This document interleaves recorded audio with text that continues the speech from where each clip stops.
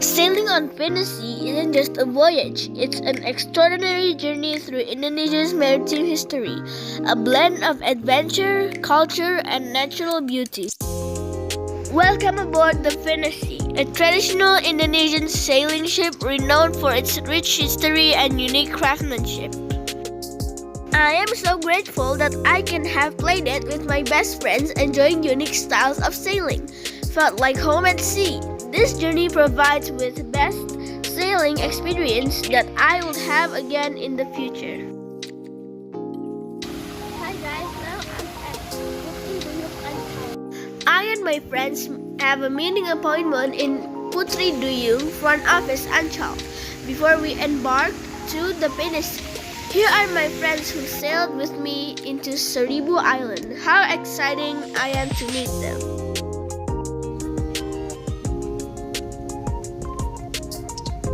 From the front office, we will need to go to ship pickup point in Bandar Jakarta using cottage car.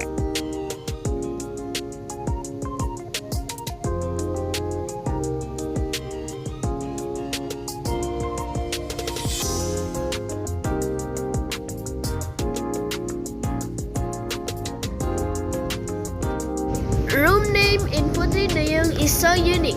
They are using sea creatures named like fish, shrimp, etc.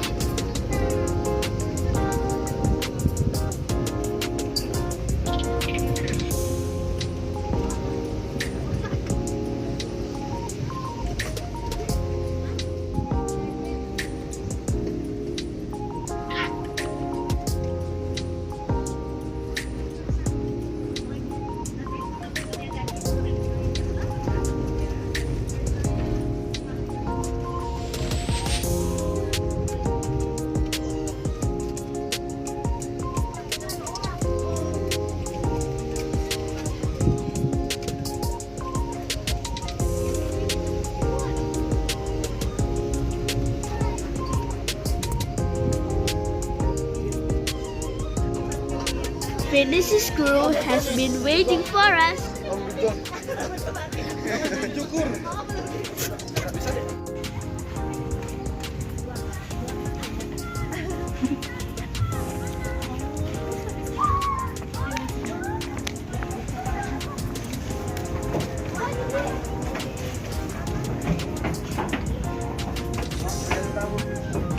We are ready to depart from Bandar Jakarta.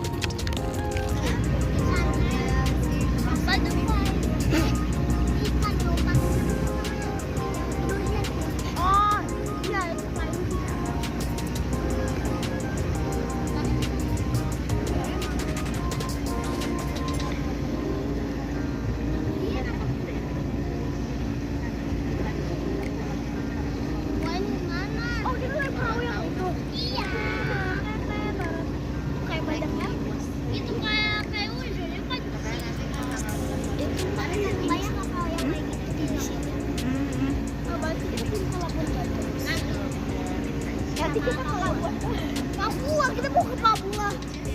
Itu orang pakai mereka jangka. Papua jauh banget, 24 jam. Lupa enggak? 4 jam.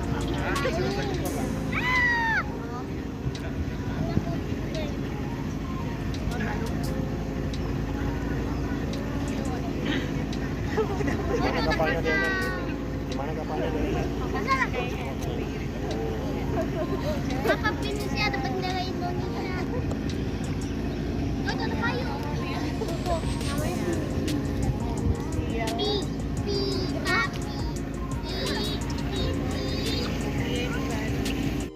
That's our Phinisi.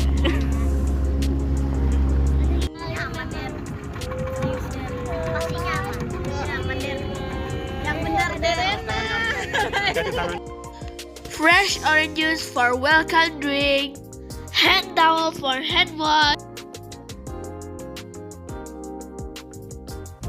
Look, the room is so cozy.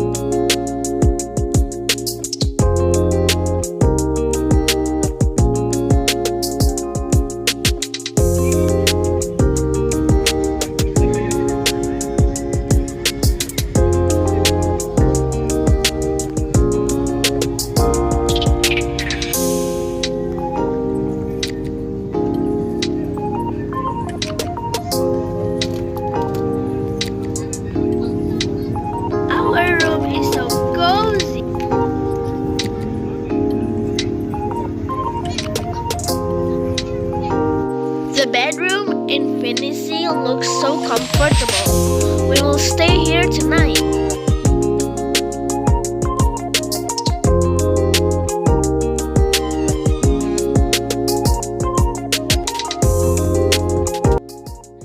Here is the ship controller.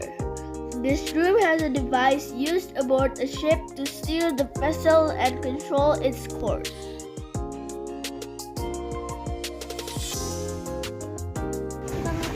Do you know what game is this? It's King.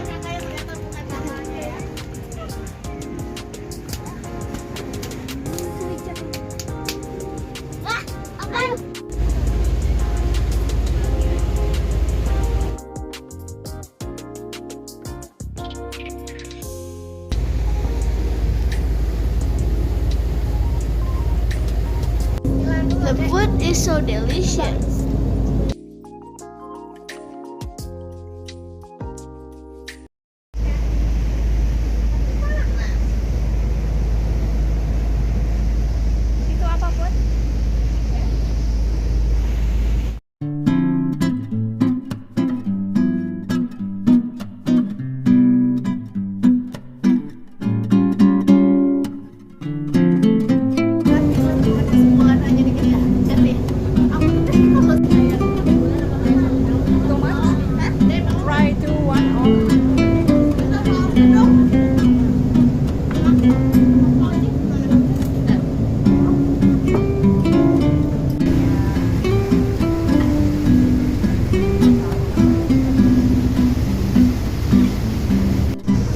According to government record, Pulau Seribu has around 300 islands.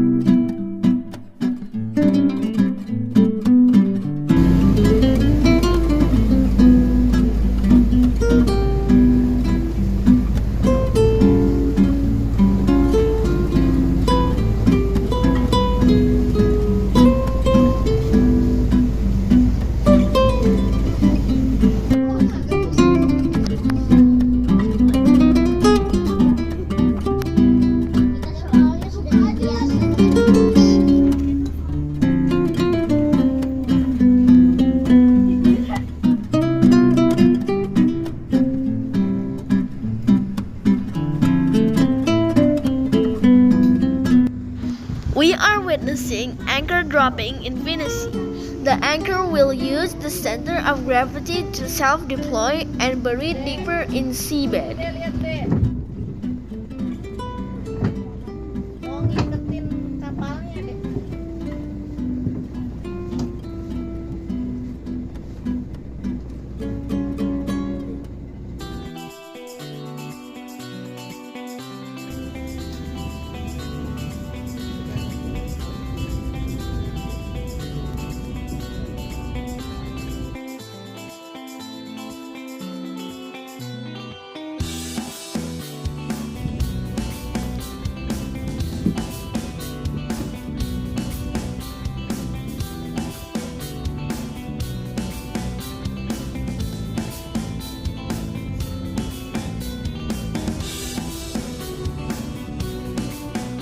Don't forget for 5-time praying.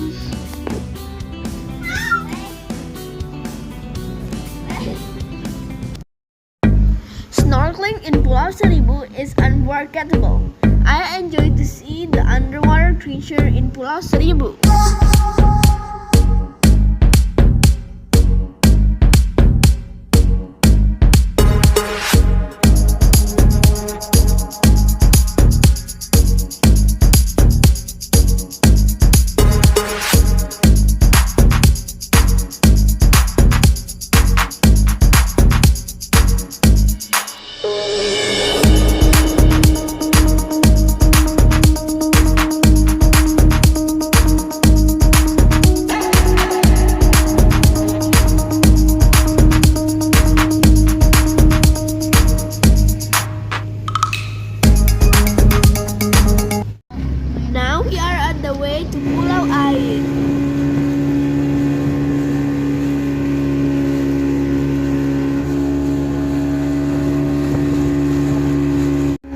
The Thousand Islands are a chain of islands to the North Jakarta's coast.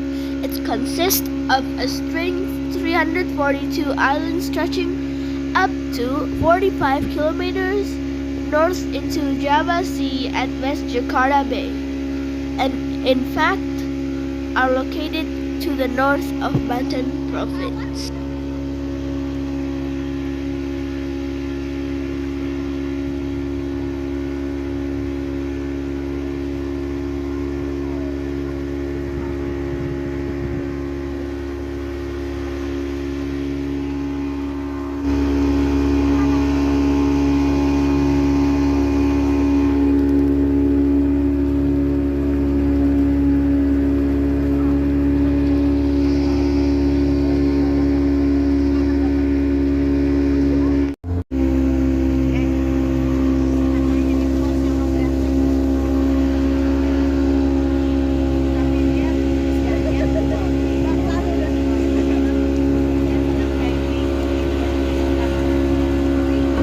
Finally, we reach Pulau Air.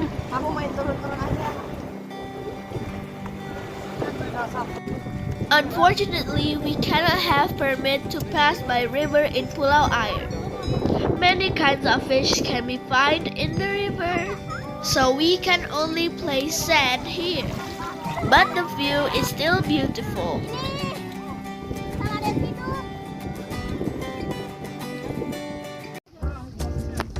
In Pulau Air, I enjoy the beach. Relaxing on the white sand beaches and soaking up the sun is a must. The clear water are perfect for swimming and unwinding.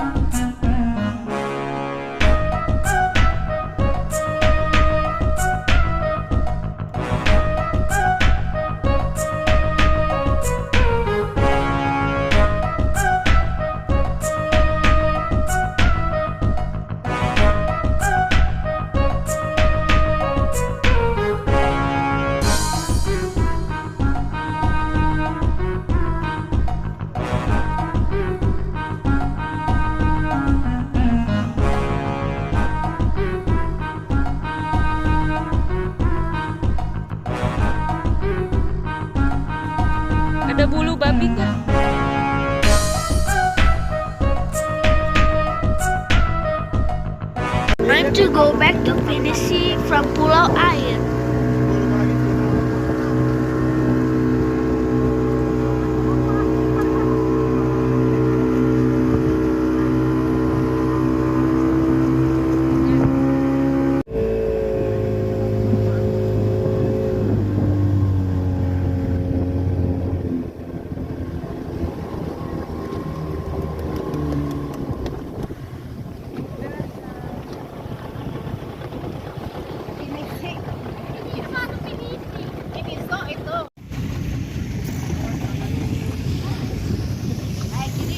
Siapa namanya ini?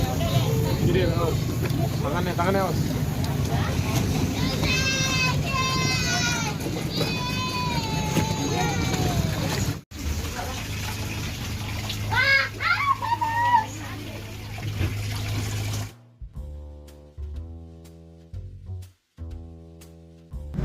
Enjoying afternoon in Phinisi. I enjoy delicious foods in the Phinisi.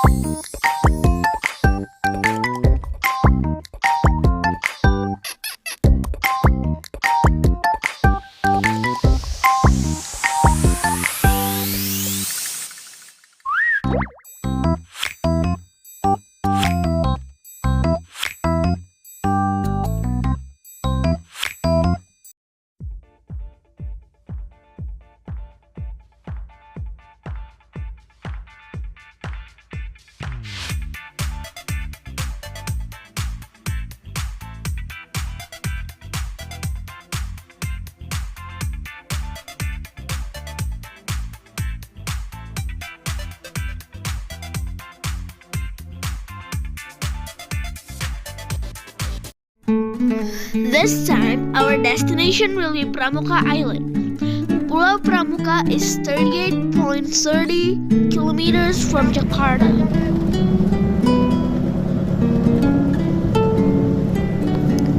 And this island is part of Seribu Island National Park. And now, Pramuka Island is an administrative center for Seribu Island Regency and residential area. Initially, Pramuka Island was developed as a designated island as a settlement to reduce the population density of Panggang Island. Ini Pulau Pramuka, ini Pulau Panggang. Kalau ini di Panggang ini ada resort juga? Enggak. Oh, nggak ada. Ini itu masyarakat aja. Masyarakat ya. Kumpul di sini ada pulau sampai di Pulau Pramuka. Oh iya.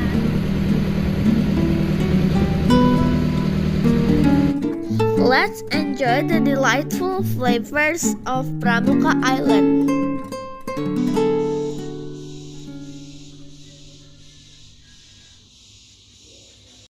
Strolling in the night in Pulau Pramuka.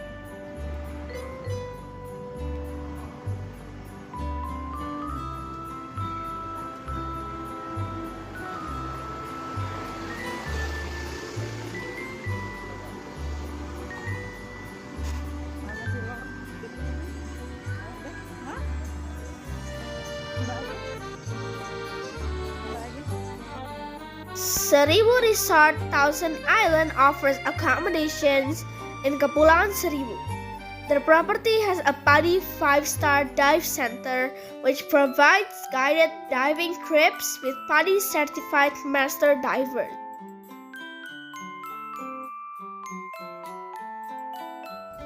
Good morning, Pramuka Island.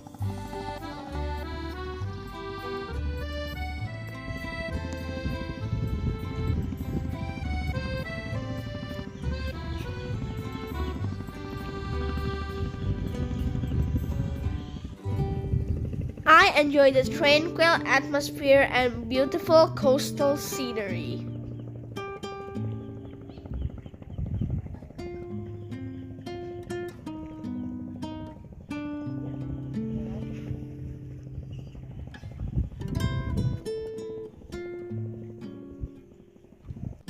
Next time, I want to enjoy traditional fishing to catch fresh seafood.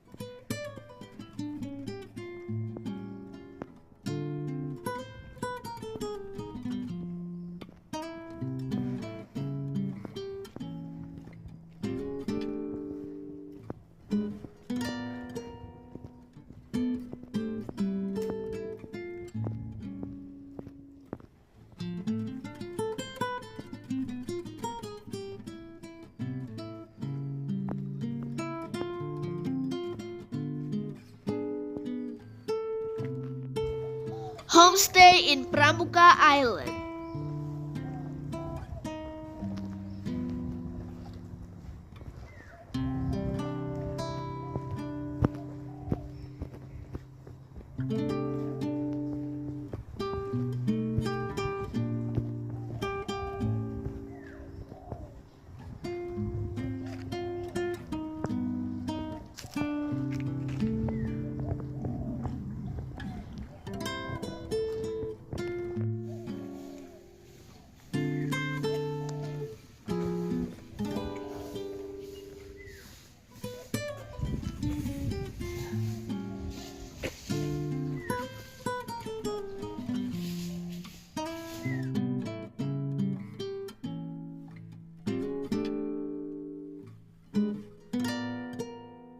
Morning vibe in Pulau Pramuka.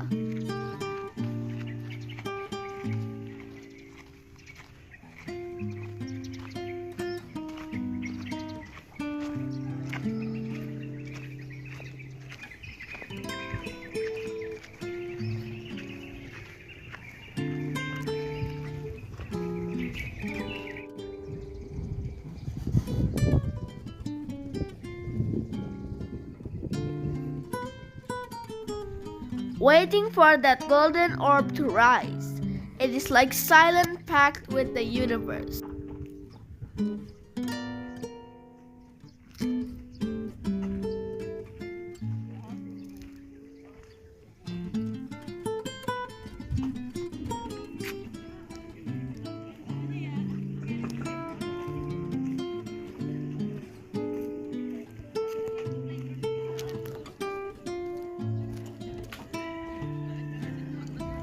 Di sana pantainya.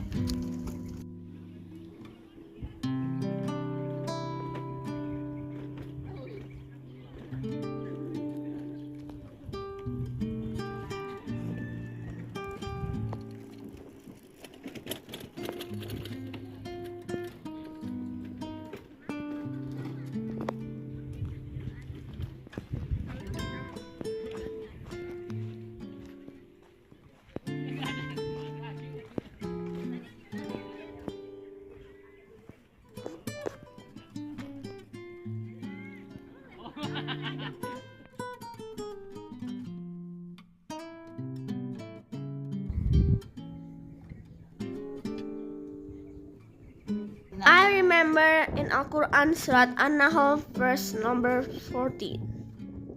Wa huwallati sakhara wa'ra litakulu minhu lahman tariya wa tastakhriju minhu khilyatan talbasunaha wa taral fulka mawakhira fi wa la tabtaghu min fadlihi wa la'allakum tashkurun. and he is the one who has subjected the sea. So from it you may eat tender seafood and extract ornaments to wear.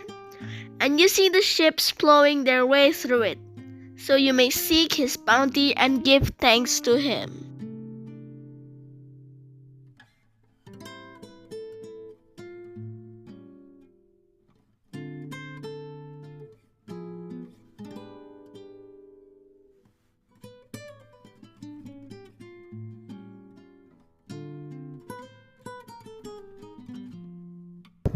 Dan dialah yang menundukkan lautan untukmu, agar kamu dapat memakan daging yang segar darinya. Dari lautan itu, kamu mengeluarkan perhiasan yang kamu pakai. Kamu juga melihat perahu berlayar padanya. Dan agar kamu mencari sebagian karunia-Nya, dan agar kamu bersyukur.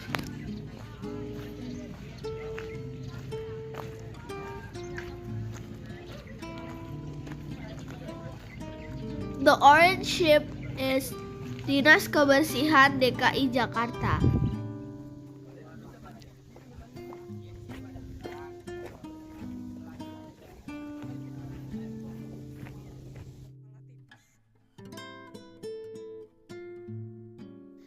In Pramuka Island, we can explore mangrove forests and observe diverse wildlife.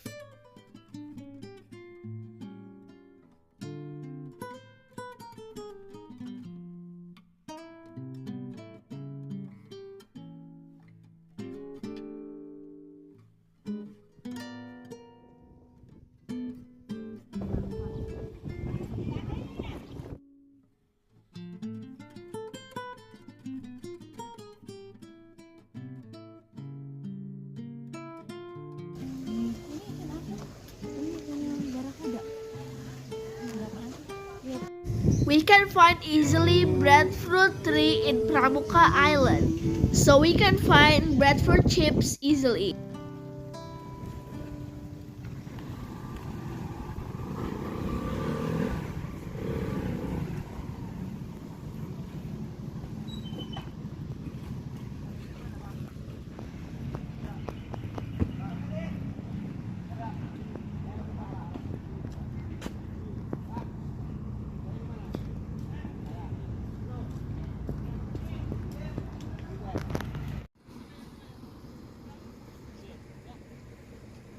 Diving preparation activities.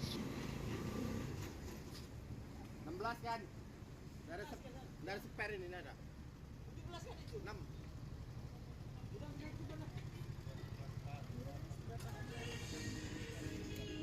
Oh iya ya, iya aku ingat. Lupa ingat.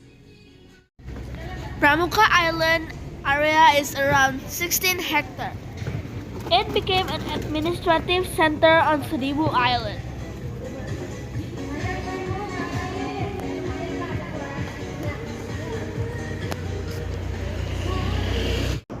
The brown one is traditional food from Pulau Seribu.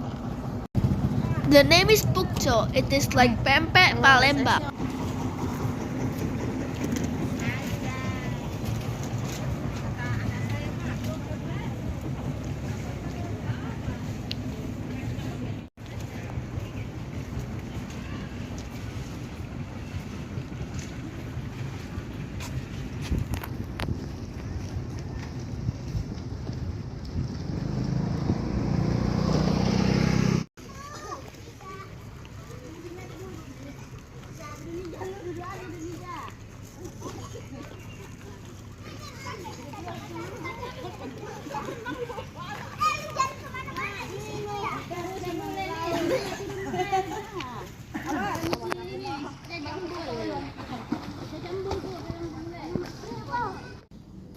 Seribu Resort morning coffee. Seribu Resort morning breakfast.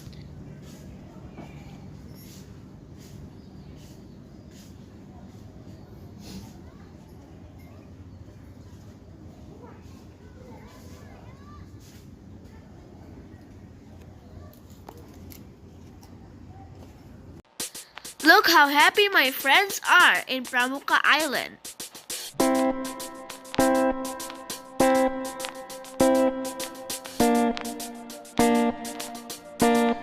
a very big swimming pool.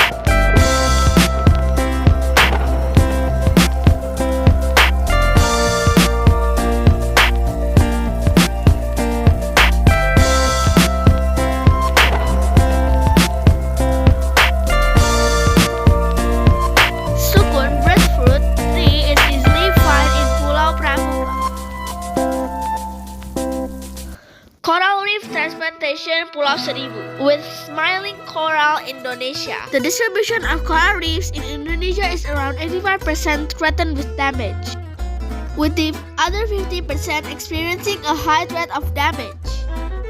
In the waters of Pramuka Island, the percentage of live coral cover is 20.65% until 47.17%, which is included with the moderate to damage category.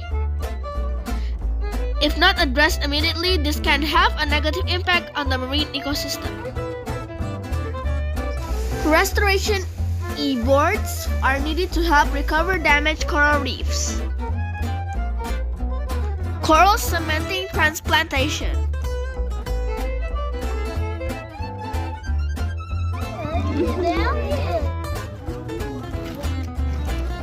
Healthy coral fragments are collected from the donor colony. These fragments should be of a suitable size and species for transplantation.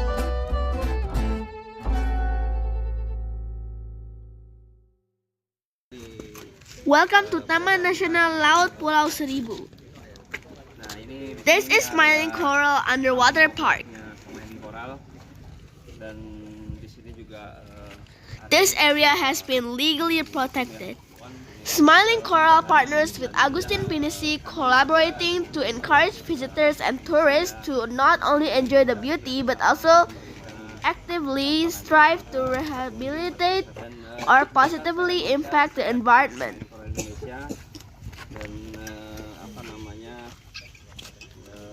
Kami memang kelompok masyarakat di sini yang bergerak di bidang pelestarian lingkungan. Salah satunya adalah untuk bagaimana menjaga terumbu karang. Nah, Pak, saya akan jelaskan dulu sebentar tentang terumbu karang. Adik-adik, bapak-bapak ini, ibu-ibu, ini karang ini hewan atau tumbuhan? Hewan. Kenapa dia hewan? Ayo. Itu belakang baju. Oh, di belakang baju ada. Itu belakang baju. Baik, ya, dia termasuk hewan. Jadi memang dia termasuk hewan tingkat rendah ya. Termasuk film cnidaria. Jadi ciri khas dia itu punya sel penyengat. Jadi kalau bapak ibu sering lihat ubur-ubur, nah itu seperti itulah hewannya. Tapi ketika di sini ini hewannya nggak kelihatan, dia transparan. Nah dia itu ada di rongga-rongga lubang-lubang koralitnya ini. Jadi satu cabang ini bisa puluhan koral. Nah kalau karang itu tentakelnya di atas, kalau ubur-ubur itu tentakelnya di bawah. Itu. Nah karang tidak hidup sendiri.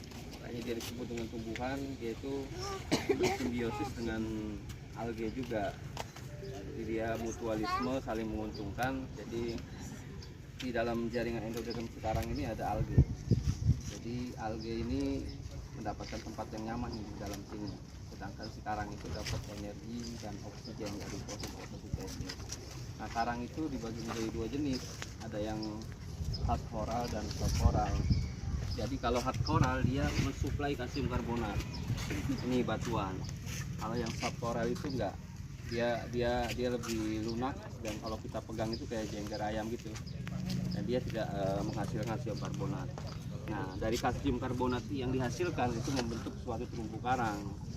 Nah, kita sering dengar terumbu karang. Jadi karang dan terumbu karang sebenarnya berbeda. Kalau karang itu kita sebut polip, itu hewannya. Sedangkan terumbu karang itu ya suatu habitat jadi ekosistem. Jadi semua itu sebagai tempat hidup ikan, biota laut lainnya gitu. Nah, sarang di Indonesia itu cukup kaya ya. Kita perlu ketahui bahwa Indonesia mempunyai jenis karang terbesar di dunia. Kemudian juga kita juga termasuk dalam apa namanya, ya disebutnya dengan negara yang memiliki keanekaragaman hayati terumbu karang terbesar di dunia. Hampir 500 jenis teridentifikasi, dan karang-karang kita juga masih diperdagangkan untuk ekspor ke luar negeri, dan negara-negara lain itu beli karang ke kita untuk industri akuarium.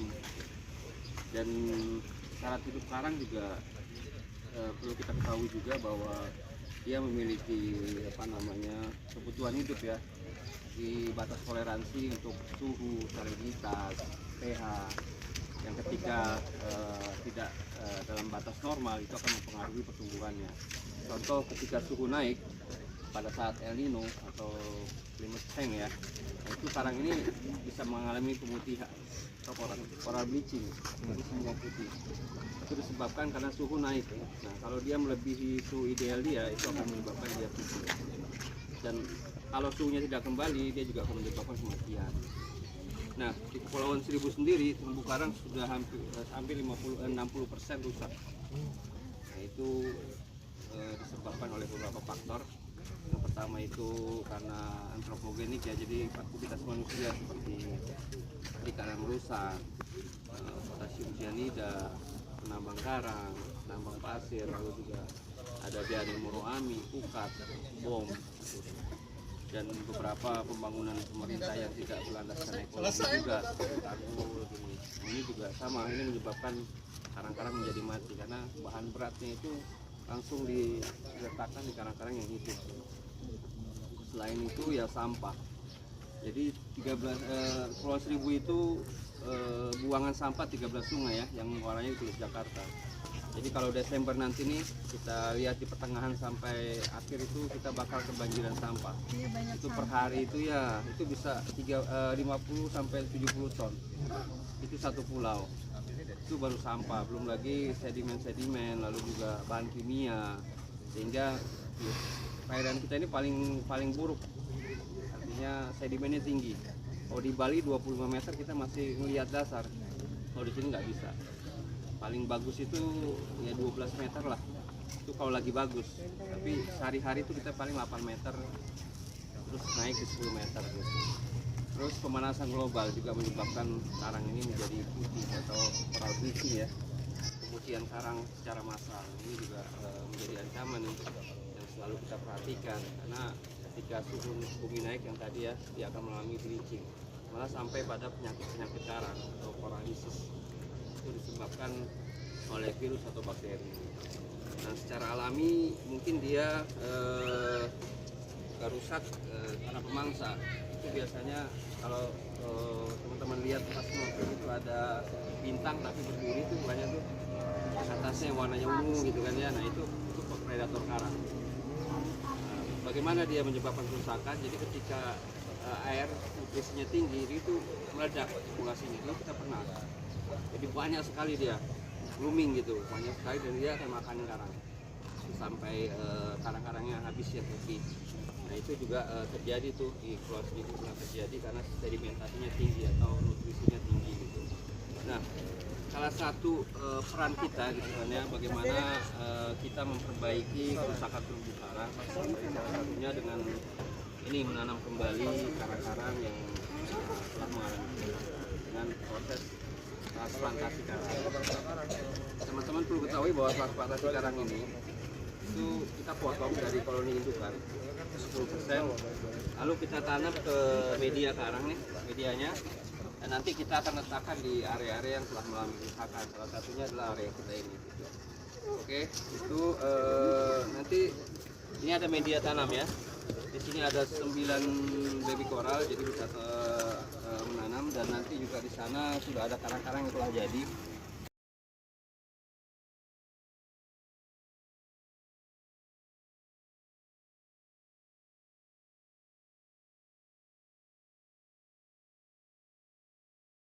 Oke, jadi kita langsung nanam aja. teman-teman ini tinggal masukin semen ke dalam paralon, setelah itu baru kita tancap ya. Ini ada 9 baby koral. Sama semen emang nggak boleh? Enggak, jadi semen ini bakal keras nanti. Setelah keras dia akan tutup sama si koralnya. Nah, semen itu dikasih garam sedikit biar dia cepat kering. Itu ya. Ada lagi? Ada pertanyaan kira-kira? Ada pertanyaan nggak? Enggak, kalau enggak kita langsung action. Kita setelah nanam kita langsung snorkeling di bawah nanti ya. Kita lihat karang-karang yang sudah jadi. Oke, yuk. Ini mesti dia atau bukan? Enggak, ini kita ini udah budidaya. Itu udah potongan keempat. Ini generasi keempat. Jadi kita punya kuning di bawah. Jadi kalau sudah dipotong itu bisa tumbuh lagi. Jadi tumbuh lagi. Mana punya Eza? Sudah tidak lagi ngambil dari alam. Emangnya ada ingusnya ya? Ada ingusnya. Kalau di alam Alhamdulillah aku nggak dikasih ingus sama kakak. Nggak dikasih ingus. Aku dikasih ingus semua sama kakak. Oh terima kasih. ya, kita potong aja. Pedang nama. Nah, lebih bagus kan di bawah diving. Cukup. Udah kamu aja. I'm preparing my snorkeling gear to reach the transplantation site. We will bring the coral to the place that can promote their optimal growth. We need to ensure that the coral fragments are firmly attached and will not be easily dislodged by current or wave. The transplanted corals should be monitored regularly to assess their survival and growth. Any loose or damaged should be reattached and replaced. The transplantation site should be carefully selected to ensure suitable condition for coral growth. Also, good water quality is essential for the success of the coral transplantation.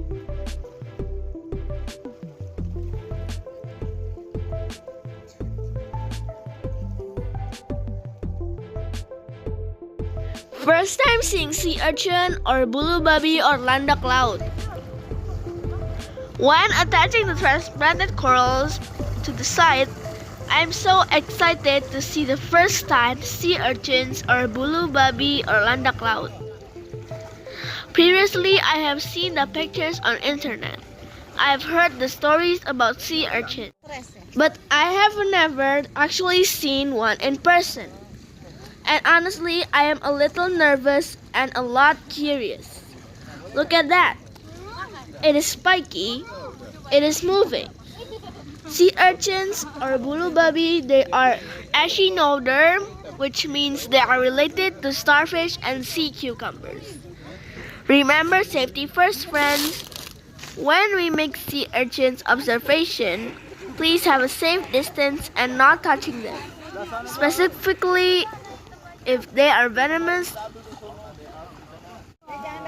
Also, we need to be careful not to disturb their habitat.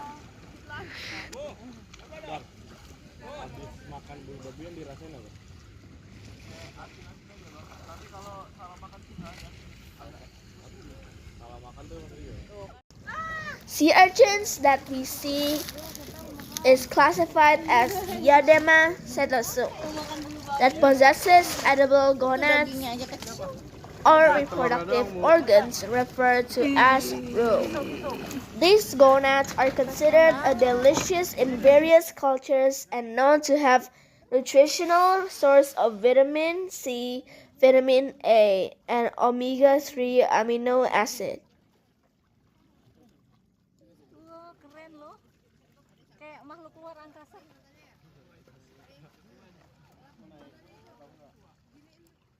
A defining characteristic of echinoderms is their pansaradial symmetry, meaning their bodies are organized around five-fold symmetry. While it's not always obvious in sea urchins, it's there. They also possess a water vascular system that aids in movement, feeding, and respiration. Uni is the Japanese term for the edible gonads of sea urchins, and it's a culinary delicacy enjoyed worldwide. Uni has a rich, creamy texture and a distinct briny, slightly sweet, and umami flavor. Uni is a popular topping for sushi and it is often served as sashimi. Different sea urchin species have different flavors and textures. Due to its high demand, some sea urchin populations have been overfished.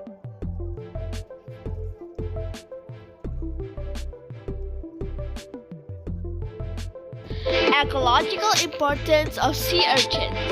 First, sea urchins are vital grazers in coral reefs ecosystem. Second, by controlling algae growth, they prevent algae from outcompeting coral from space and sunlight. Three, however, imbalance can occur. For example, if there is an overpopulation of sea urchins, they can overgaze and damage coral reefs. 4. Absence of sea urchins can also cause issues. When there is not enough sea urchins, algae will grow too much and damage the coral. It is a wonderful experience for me to observe marine life in natural environment. It fosters a deep appreciation for the interconnectedness of ecosystems. Friends, Pulau Pramuka, part of the Kepulauan Seribu, north of Jakarta, is an island dedicated to protecting one of the ocean's most beloved creatures, sea turtles. Specifically, Pulau Pramuka is heavily involved in the conservation of green turtle, Seloniamidas. Why sea turtles? May be controversial, but we need sea turtles more than they need us. This gentle giant plays a vital role in maintaining the health of the ocean. By grazing seagrass beds, they prevent overgrowth and help maintain biodiversity. They also contribute to the health of coral reefs by consuming sponges that can smother the coral. Protecting sea turtles is essential for protecting the ocean ecosystem. Sea turtles conservation become a tourism attraction in Pulau Seribu. The island becomes the place for some turtle species to lay their eggs, like green and hawkbill sea turtle. Every year, many turtles came to Seribu Island to lay their eggs. But big challenges face them. Human activities such as tourism, pollution, fishing nets, and habitat destruction have threatened the turtles' population on the Seribu Island. If no action is taken, this species that has existed for thousands of years could become extinct. Conservation efforts are also carried out of seagrass and seaweed. Seagrass and seaweed plays a major role as a food source and shelter for turtles.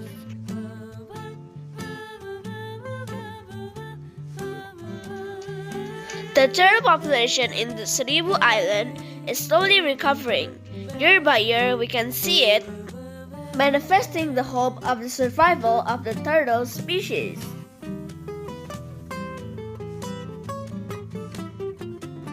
The government also needs to implement a stronger turtle protection policy.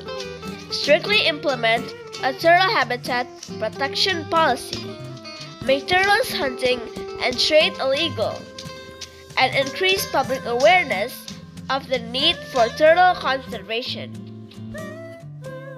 So guys, help sea turtles for our young generation. Written back to Phinisi. What a valuable lesson that I learned from this Phinisi trip.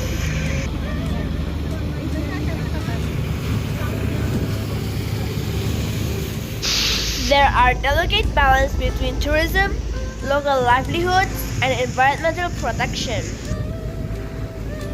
Hope as young generation we can involve more actively to save our ocean. Really enjoying my time with my friends in Phinisi.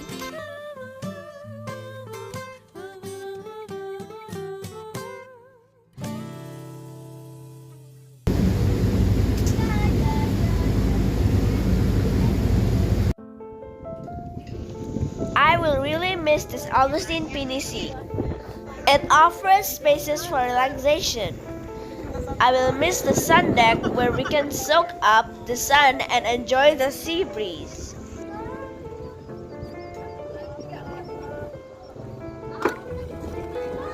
Thanks Augustine Phinisi for beautiful and unforgettable memories.